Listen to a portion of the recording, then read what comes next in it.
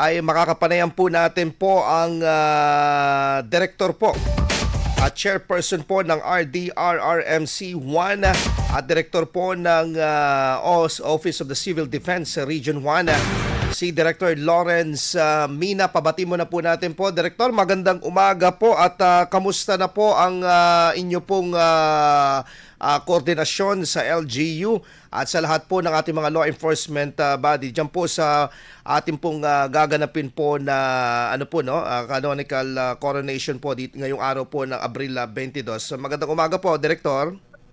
Isang mapagpalang araw din, Mark. Yun nga, nandito po tayo ngayon sa Manawag, specifically dito sa may church po ng Manawag Harapan. Apo.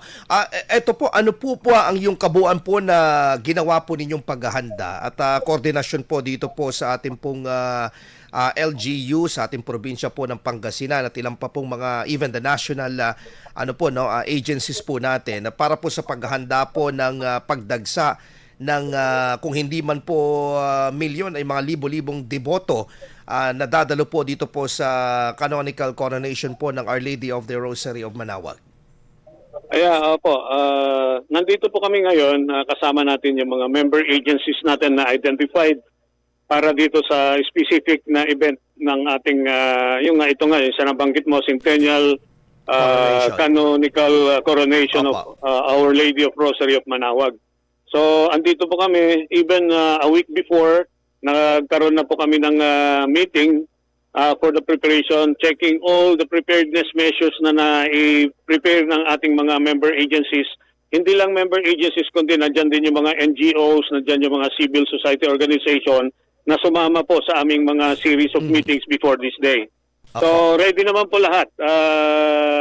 Gaya nito, nakapag-establish, nakapag-activate kami ng aming ICP dito, tsaka yung incident management team natin. Meron din tayong EOC to cover yung activity nga na nabanggit.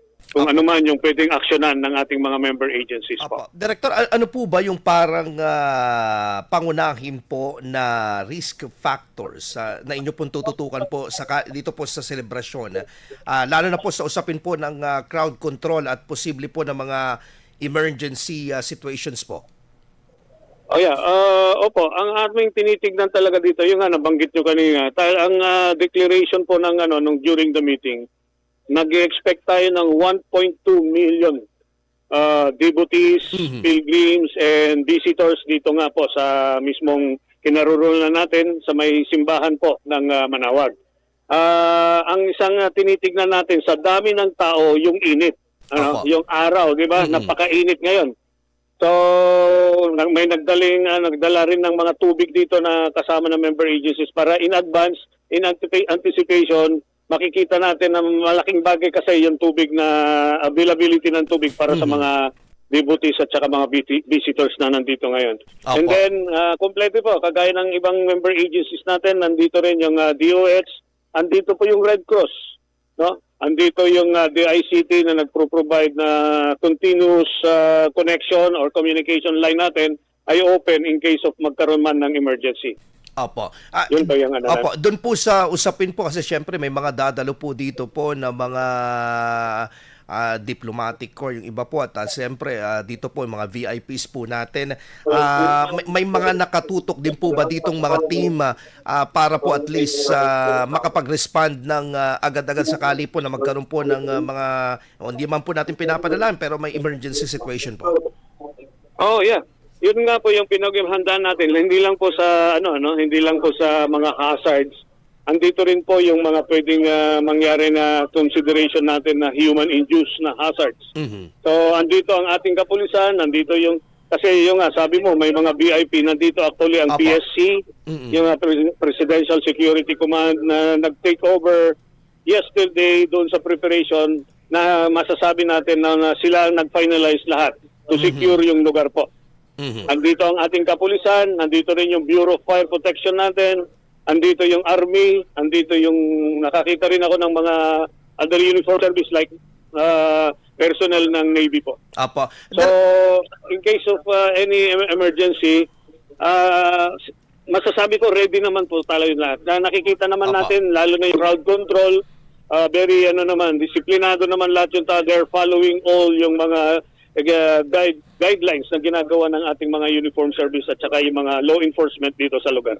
Director, yung pong kasi sa mga malalaking okasyon tulad po nito, isa po sa problema po yung pong magiging daanan po ng mga emergency vehicles. Dito naman po sa mga rerouting, dito po sa mga dadaanan po ng mga emergency vehicles naman po natin po, na siguro naman po na wala pong sagabal sakali po.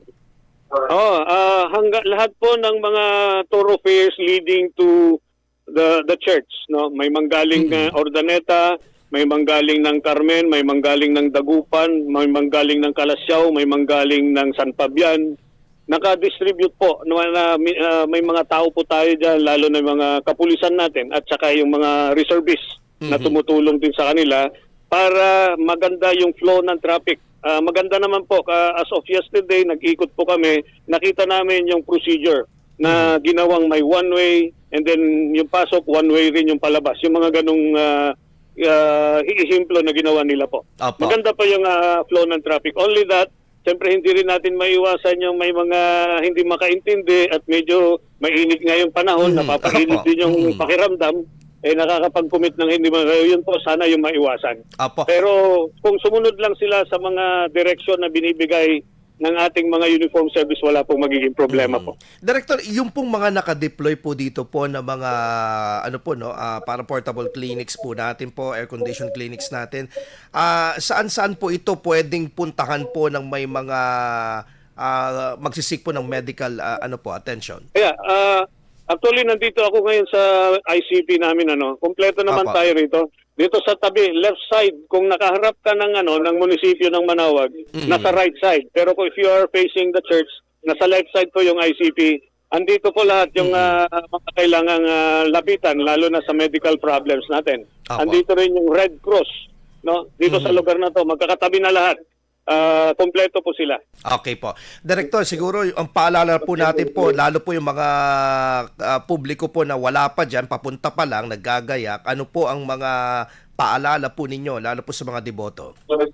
Okay, ipaintindi lang po namin talaga kasi may mga checkpoints, yung barikada na ginawa. This is to control yung flow ng traffic actually. Kung ano yung binigay po na direksyon na puntahan nyo, sundin nyo na lang po, huwag nyo na pong i-question. Kasi yan, kasama po yan sa meeting at kasama po sa procedure na ginagawa natin, sistema na ginagawa natin para maayos po yung pagpasok.